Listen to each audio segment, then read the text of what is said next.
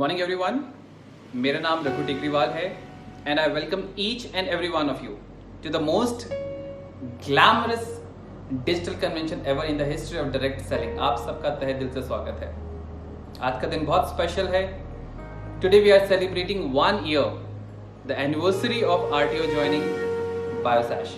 1 साल हो गए हम सब लोगों को बायोसैश के साथ शुरुआत करते हुए, और इस 1 साल की जर्नी हमारी कैसी रही, किस उतार चढ़ाव से हम लोगों ने अपनी इस जर्नी को कंप्लीट करा, कैसे कौन कौन से मुकाम आए और आज हम कहाँ पहुँच पाए हैं इस 1 साल की जर्नी के दौरान।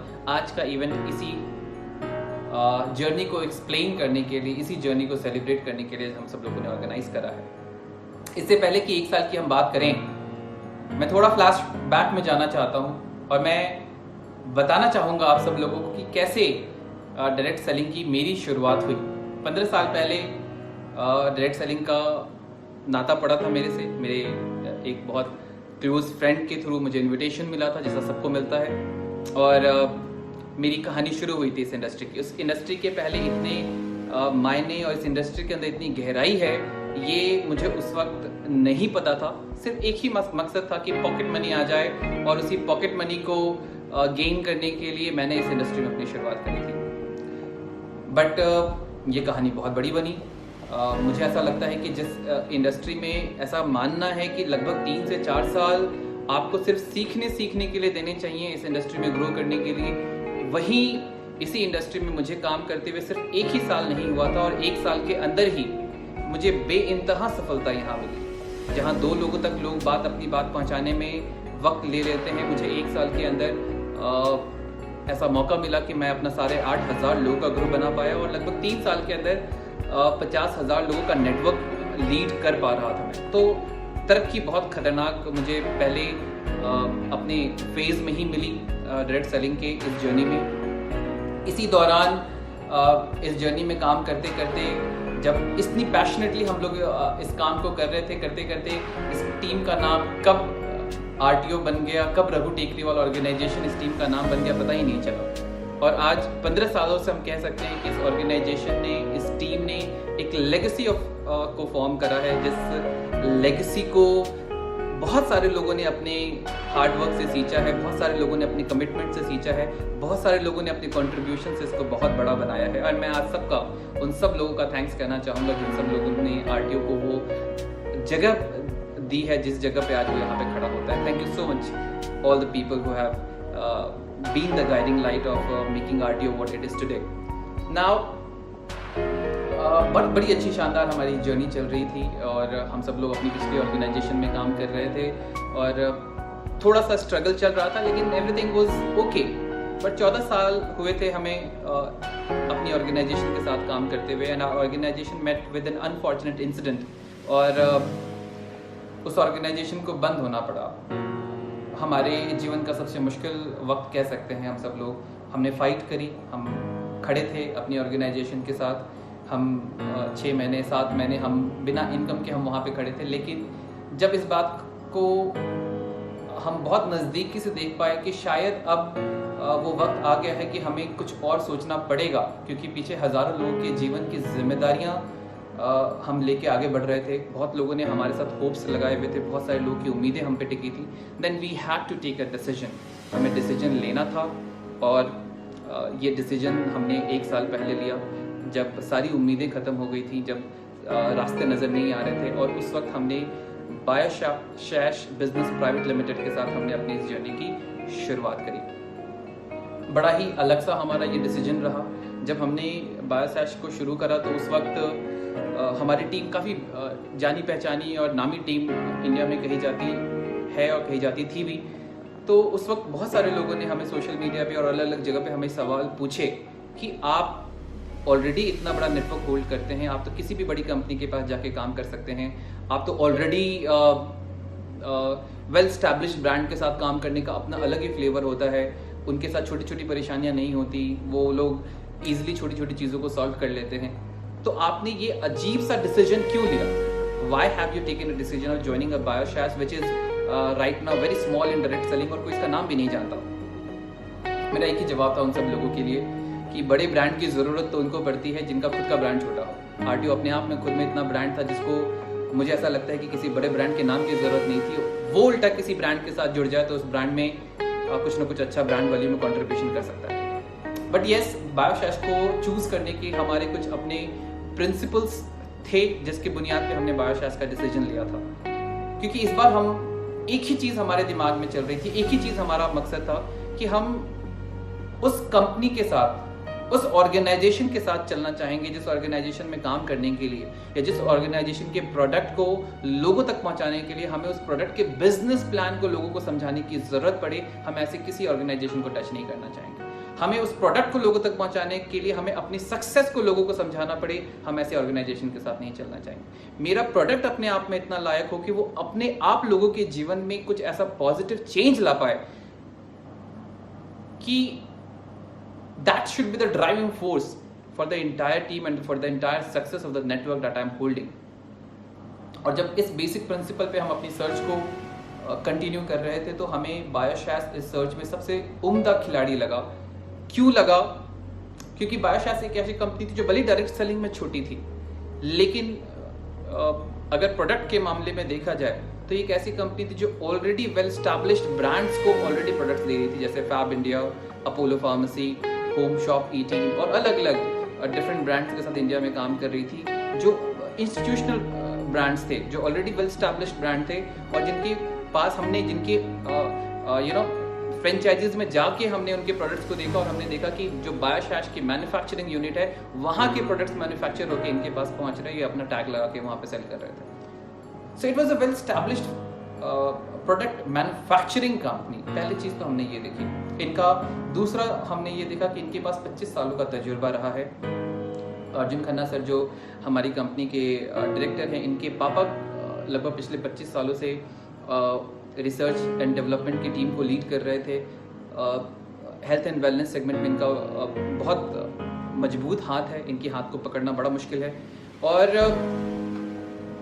मतलब ये उस किस्म की फैमिली से बिलोंग करते हैं कि जो पहाड़ों में जाके जड़ी बूटियां ढूंढते हैं और उससे देखते हैं कि क्या इस जड़ी बूटी का इस्तेमाल करके क्या इंसान की लाइफ में कुछ अच्छा पॉजिटिव चेंज लाया जा सकता है हेल्थ के सेगमेंट में। तो इनकी पूरी फैमिली और इनकी पूरी जनरेशन लोगों की ज़िंदगी में पॉजिटिव हेल्थ वाइज कंट्रीब्यूशन करने का एक मिशन लेके चल रही थी, और जो इनकी बातों से मुझे रिफ्लेक्ट हुआ कि ये उनका जीवन का मकसद है। मुझे इनके वैल्यू सिस्टम बहुत स्ट्रॉन्ग लगे, इनके एथिक्स बहुत स्ट्रॉन्ग लगे। जहाँ पे सिर्फ डायरेक्ट सेलिंग में बहुत सारी ऐसी जगह है जहाँ सिर्फ पैसों की बात चलती है, यहाँ पे इन लोगों ने पैसों को साइड में रख के सिर्फ वैल्यूज़ की बातों पे पहले फोकस करा। तो इन सारी चीज़ों को, क्योंकि हम सब लोग भी इसी प्रिंसिपल और वैल्यू से ड्रिवन थे, तो ये सारी बातें हमें सूट कर गई, हमें मैच कर गई हमारी बातें। दिमाग में ये भी था कि बड़ी कंपनी को और बड़ा बनाने में क्या मज़ा है, छोटी कंपनी के साथ काम करके उसको बड़ा बनाएं तो अपने आप में एक सेटिस्फैक्शन लेवल भी बहुत हाई होगा। तो ऐसे कई सारी ऐसी चीज़ें थी हमारे दिमाग में जिससे कि लग रहा था कि हम इस कंपनी में अच्छा कर लेंगे और इस कंपनी के साथ एक अच्छी जगह पर पहुंच जाएंगे। प्रोडक्ट अच्छा था। दूसरी चीज़ हमें इस कंपनी के बारे में अच्छी ये लगी कि इस कंपनी का बिजनेस प्लान बड़ा ही सूटेबल था। एक तरफ तो बाइनरी कंपनी जो कि ग्रोथ देती है, ये उसके सारे फीचर्स को होल्ड कर रहा था। एक तरफ जो जनरेशन कंपनी जो स्टेबिलिटी और ग्रोथ देती है, ये उसके भी सारे फीचर्स को होल्ड कर रहा था। यानी कि बाइनरी और जनरेशन कंपनीज का एग्जैक्ट एंड स्ट्रॉन्ग बैलेंस बायोशैश कंपनी के बिजनेस प्लान के अंदर हमें नजर आया, और हमें लगा कि ये वो जगह है जहाँ पे हम सब लोग बाइनरी से अगर आए हैं तो हम वहाँ पे भी अपनी तरक्की ले सकते हैं। यानी कि अगर 2 लेग में भी काम कर रहे हैं तो भी बहुत अच्छी इनकम है, लेकिन और अगर अपनी इनकम को बढ़ाना चाहते हैं तो तीसरे लेग शुरू कर सकते हैं, और बढ़ाना चाहते हैं तो चौथे लेग शुरू कर सकते हैं। लेकिन अगर 2 में भी काम करें तो भी एक अच्छी इनकम को हम यहाँ पे शुरुआत कर सकते हैं, जो कि हमारी टीम के बहुत सारे लोगों के लिए एक मेजर कंसर्न था। उस प्रॉब्लम को हम सॉल्व कर पा रहे थे। सीबकथॉर्न एक ऐसा प्रोडक्ट था जो मुझे ऐसा लगता है कि न्यूट्रिशन के क्षेत्र में कोई इसका हाथ नहीं पकड़ सकता। It is a well established fact now. ऐसे रिसर्चर्स हैं जो बताते हैं कि आज इससे न्यूट्रिशन के क्षेत्र में कोई इससे अच्छी चीज़ है ही नहीं जो कह सकता है कि जो इतनी सारी बीमारियों को, इतना सारा न्यूट्रिशन एक साथ एक ही फ्रूट के अंदर कैरी करती है, ऐसा कुछ भी नहीं है। 99.9% प्योरिटी के प्रोडक्ट बायोशैश डेवलप करती है। लद्दाख से सोर्स होता है सारा का सारा, और सारे मैन्युफैक्चरिंग फैसिलिटीज़ और सारा इनका सप्लाई चेन खुद का है। तो किसी भी चीज़ को जब एक बड़ी टीम इनके साथ आई तो उसको मल्टीप्लाई करना इनके लिए कोई बहुत बड़ी बात नहीं थी। उन्होंने अपने पूरे सिस्टम्स को भी मल्टीप्लाई किया और जैसे जैसे हम आगे बढ़ते गए वैसे वैसे डायरेक्ट बायोशैश ने भी अपनी कैपेसिटी को इंक्रीज़ किया और आज हम उस लेवल पे खड़े हैं कि आज हम अपनी कैपेसिटी को 5 गुना भी अगर आज के आज बढ़ा दें तो हमारी कंपनी, हमारी ऑर्गेनाइजेशन इतनी कैपेबिलिटी होल्ड करती है कि उस रिक्वायरमेंट को फुलफिल कर सके। तो बायोशैश में हमारा जुड़ना क्या सही रहा या नहीं रहा वो तो 1 साल पहले हमने शुरू किया था, लेकिन आज 1 साल के बाद की कहानी अगर मैं आपको बताऊं कि 1 साल पहले जब हमने बायोशैश को शुरू किया था तो बहुत सारी डिसअपॉइंटमेंट थी, बहुत सारी निराशा थी, लोगों के अंदर गुस्सा था, लोग हर्ट थे कि जिस कंपनी को हमने सालों दिया अब क्या करेंगे, एक इनसिक्योरिटी मन में आ गई थी, अप्लायंस पे भी विश्वास लोगों ने खो दिया था। बट ऐसे वक्त में मन में सिर्फ एक ही इच्छा थी कि इस आरटीओ की जिस लेगेसी को बनाने में हमने और बहुत सारे लोगों ने इतना कंट्रीब्यूट किया और 14 सालों में हम जिस जगह पे पहुंचे हैं उस पर दाग नहीं लगना चाहिए। आज एक रिस्पॉन्सिबिलिटी के तहत बड़ा आसान था कि हम सब लोग भी अपने हाथ खड़े कर दें और बोल दें कि चलिए अब कुछ नहीं हो सकता, लेकिन एक रिस्पॉन्सिबिलिटी का एहसास करते हुए हमें लगा कि चाहे कुछ भी हो जाए। हमने बात करी अपने टीम के साथ, विशाल जी, गौतम जी, हम सब लोगों ने बात करी, हमने इस बात का एहसास किया कि सर जो हमने लेगेसी को बिल्ड किया है ना, इस पे दाग नहीं लगना चाहिए। चाहे इसके लिए जितनी भी मेहनत करनी पड़े, जितना भी काम करना पड़े, चाहे जैसे भी हमें अपने बच्चों को ड्राइव करना पड़े, हम काम करेंगे। हम उस जगह पे दोबारा पहुंचेंगे जिस जगह पे आरटीओ हमेशा जाना जाता है, जिसकी खूबियों के लिए, जिसकी वैल्यूज़ के लिए आरटीओ प्रचलित है। और आज मैं बड़ा खुश होकर मैं आप लोगों के सामने कह सकता हूँ कि 1 साल के अंदर हम सब लोग उस जगह पे पहुंच गए हैं जो हम कभी 14 साल में पहुंचे भी नहीं थे। एक तरफ तो 14 साल की जर्नी है और एक तरफ हमारी पूरी 1 साल की जर्नी है और 1 साल में हमारी कहानी वहां तक पहुंच गई है। और सिर्फ मैं तो ये कहना चाहूँगा कि इस सिस्टम में तो अभी हमने अपने पैर जमाए हैं। प्रोडक्ट बेस्ड में किस तरीके से काम करना था हमें तो आता भी नहीं था। अभी तो हमने अपना एजुकेशन सिस्टम डेवलप किया है, अभी तो हमने अपने पैटर्न्स डिसाइड किए हैं, अभी तो बहुत क्लैरिटी आई है लोगों के अंदर। मुझे तो ऐसा लगता है कि अभी तो हमने सिर्फ एक नया हाईवे बिल्ड किया है, हमारा प्लेन हाईवे पे खड़ा है।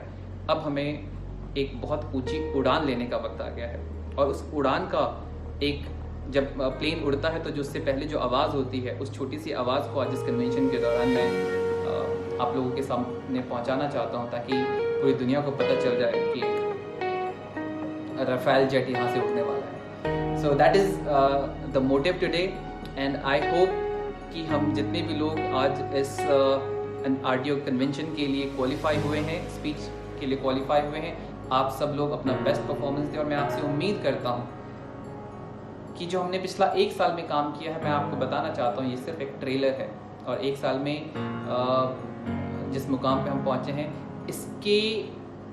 इसको आप मल्टीप्लाई कर लें 5 टाइम्स मल्टीप्लाई कर लें। जहाँ दुनिया नेगेटिव ग्रोथ दिखा रही है, जहाँ इंडिया की जीडीपी ग्रोथ -23% पे खड़ी है, हमने पिछले ही महीने अपनी ग्रोथ को लगभग 50% क्रॉस किया है। और मैं आपको बताना चाहता हूँ कि अगले 6 महीने में हम अपनी ग्रोथ को 500% ग्रो करने वाले हैं। That is the plan that we hold today. And I wish all the best to each and every associate of RTO who has put up so much hard work in making RTO what it is today and gaining so much out of Bioshash in last 1 year. May God bless you all, and we will I'll see you again today towards the end of this convention. Happy convention. All the best. Thank you so much everyone.